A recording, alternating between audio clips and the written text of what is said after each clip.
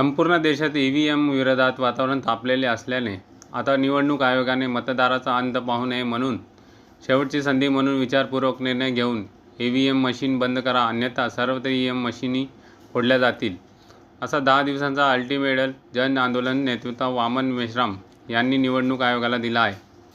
गली गली में शोर है चुनाव आयोग चोर है असा संतापजनक नारा देणाऱ्या भारत मुक्ती मोर्चा ने अखेर दिल्ली निवडणूक आयोगाला चांगलेच धारेवर धरले।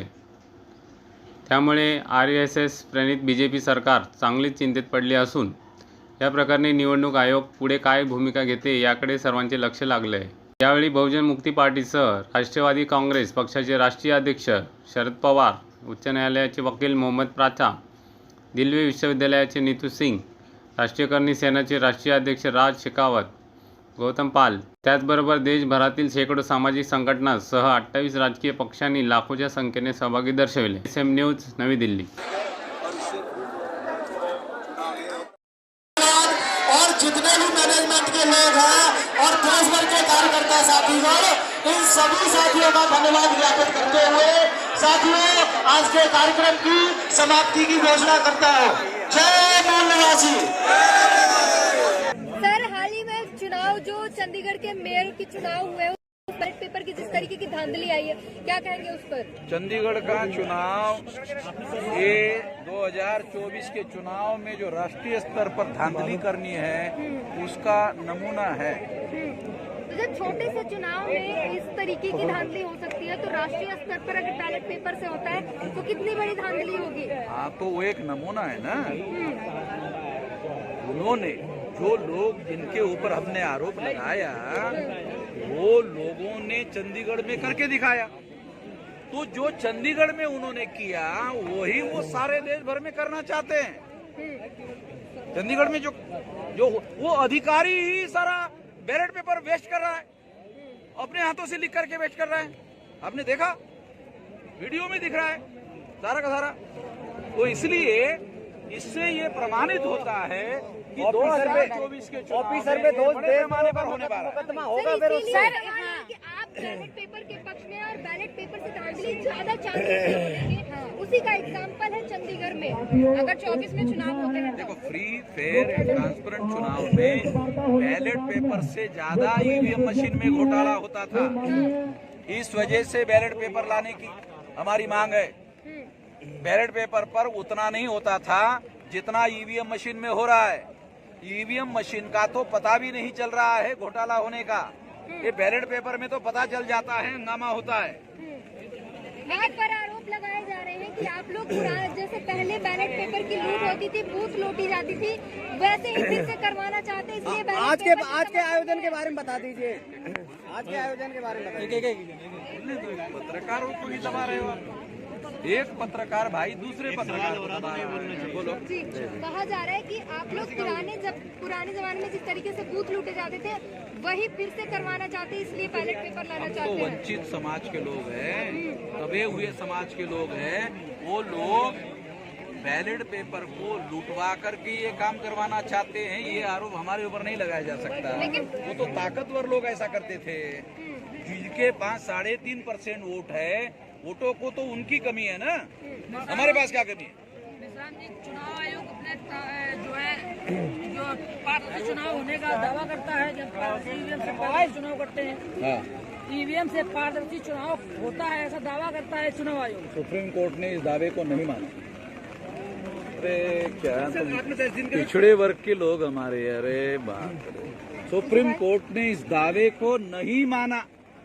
कहा कि ईवीएम मशीन के द्वारा फ्री फेयर एंड ट्रांसपेरेंट चुनाव नहीं हो सकता।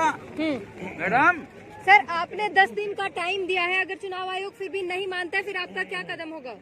छोड़ने का नहीं सुना जी। चुनाव आयोग पे अभी देशद्रोह का मुकदमा किया है। अभी किस पर? चुनाव आयोग पर देशद्रोह का मुकदमा किया है। किसी ने किया है? नहीं, वही तो पूछ रहा हूँ, किया है आपकी तरफ से किया गया है चुनाव आयोग पर? अभी हमने नहीं किया है जी। हम लोग देशद्रोह का मुकदमा एक आदमी में करके हमारा मामला हल नहीं होगा।